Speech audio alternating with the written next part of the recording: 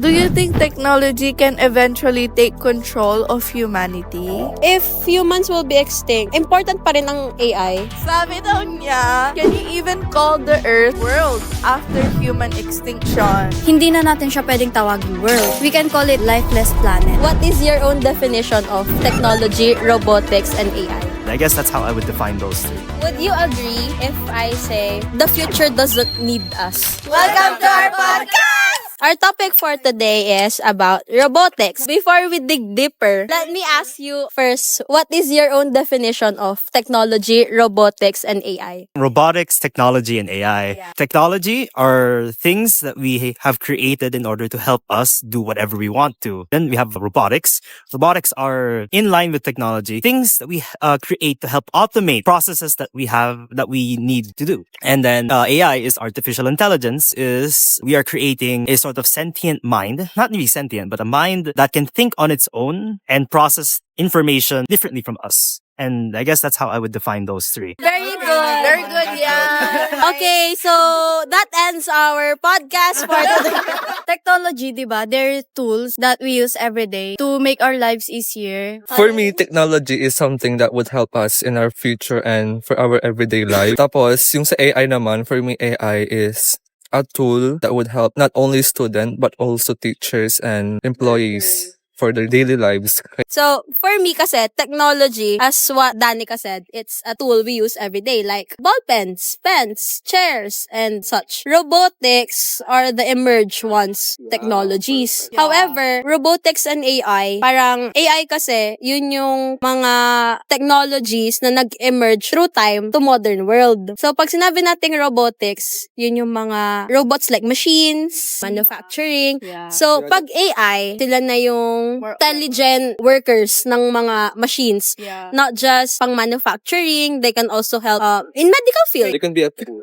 They collaboratively help humans to perform a specific task. So, that's my definition. For me naman, maganda yung gawa natin. Just simple like that lang. For you, what is technology, AI, robotics? Some people may abuse technologies and AI in a bad way. Would you agree if I say the future doesn't need us? No. Why? Hindi naman technology without humans. Tayo ang nagbigay ng buhay sa technology. Example na lang, sa mga robots. In addition of what Danica said, kung walang mag-aaral sa kanila ng mag-aalaga sa kanila ng maayos, kaya dapat lahat inaalagaan. In addition to what Dave said, robotics was created after humans created them. So, if the world doesn't need us, who would operate those robots created by humans? Operate themselves. Pag-charge nga ng phone, need pa ng human. Human mind and human decision para mag-charge yung phone. If the technologies or if the AI doesn't need us in the future, what will happen in the future? Diba? So, tas yun. So, ganun ka-importante ang robotics sa mga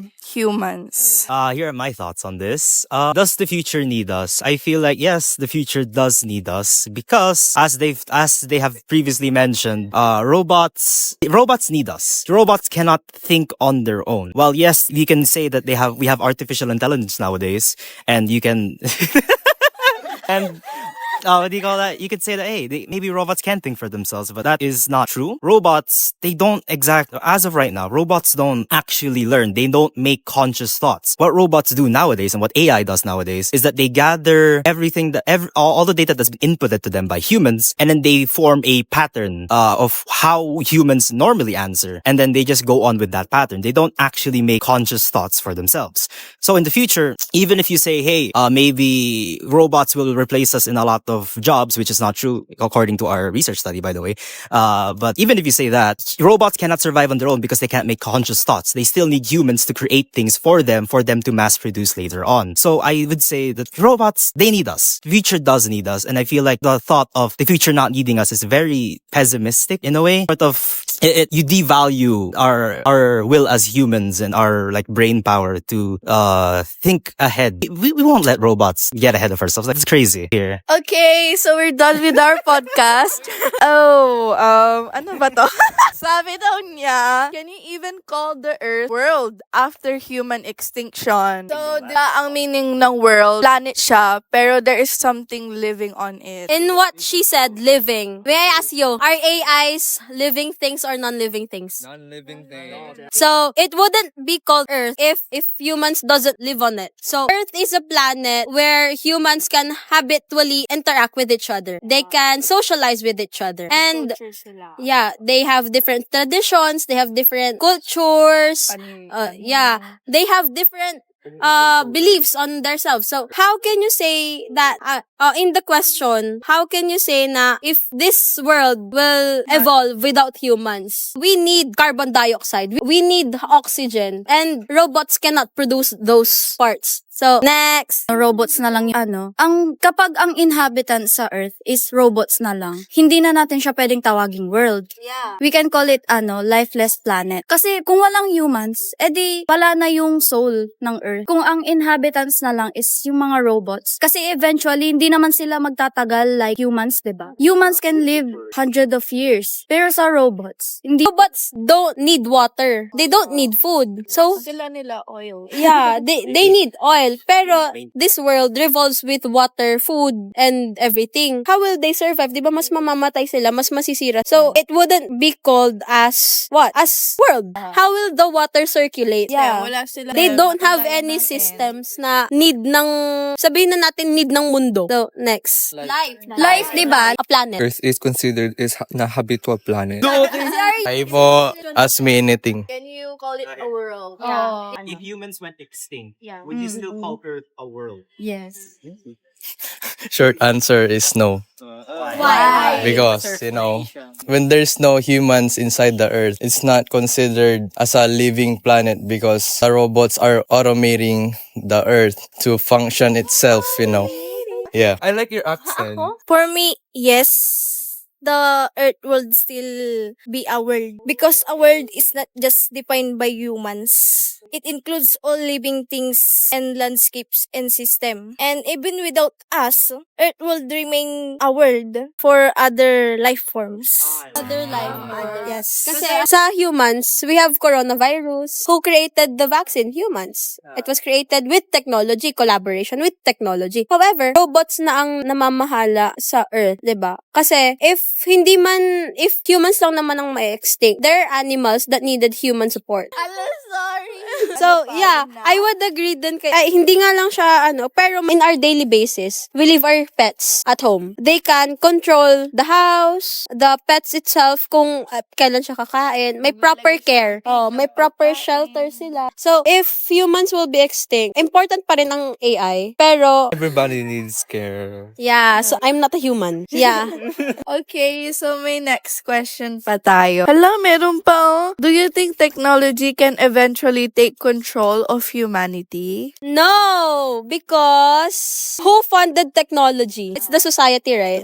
Diba, si ma'am na mismo nagsabi, in our STS, our definition of STS is science, these are the living things, the what we experiment on. The technologies, these are the emerging AI robots, ganyan. And society, in order for technology to be built, society was there. Society funded in terms of money, in terms of knowledge, funded those robots. If robots will control humans, how will they maintain what do you call that? Parang how would they maintain yung mga taong puro na lang gadgets, puro lang bili sa Shopee, para mas mapadali nila yung work nila, 'di ba? Pero in order for those technologies to be created or to be used, they need human to operate them. So the question is, will technology control humans, right? Now, I guess that depends on your definition of control.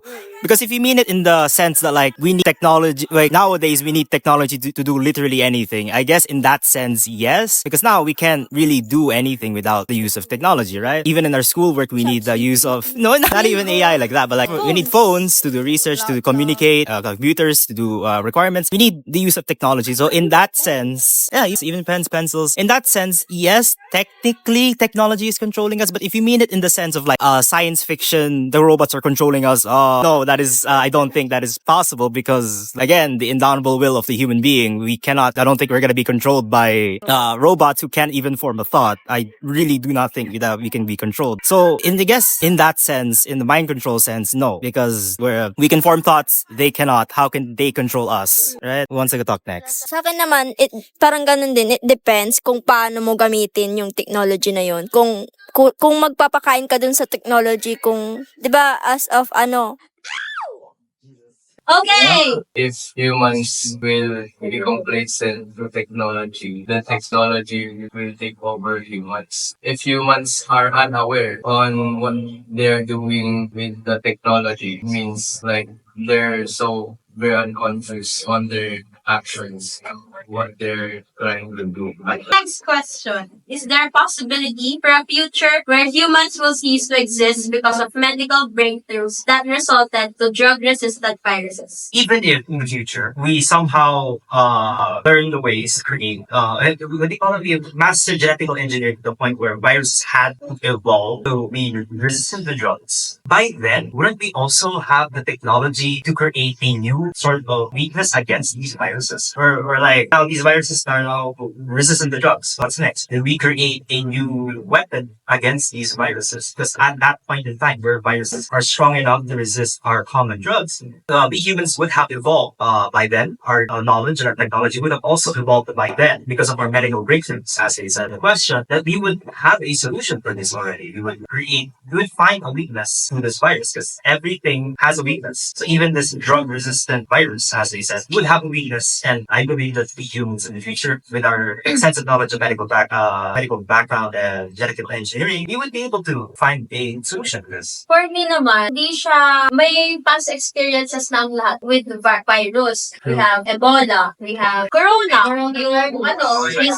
and those viruses emerges because of people who are not very conscious about what they need, what they calculate everything in a specific time. So if they help natin sa hospitals, yung mga for BP, mga machines, pero they need humans. They really need humans to operate. They need humans para for everyone, for the society. Kasi nga, as said ni Ma'am, society funds science and technology. Funds not only in money, but also in knowledge. So, sa future, walang possibility na just because nagkaroon ng coronavirus, inform agad nila na They can detect, pero they can prevent.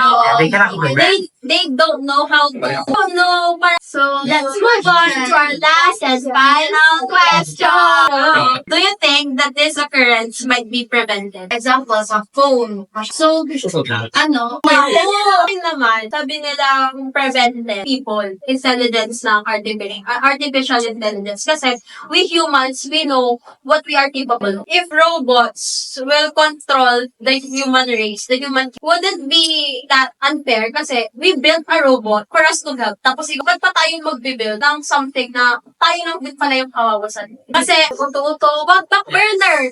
Research is like a must. A must ang research. Kasi gagamit ka ng technology, you don't know how to use it. We need to do our research. We need to rely on what we have.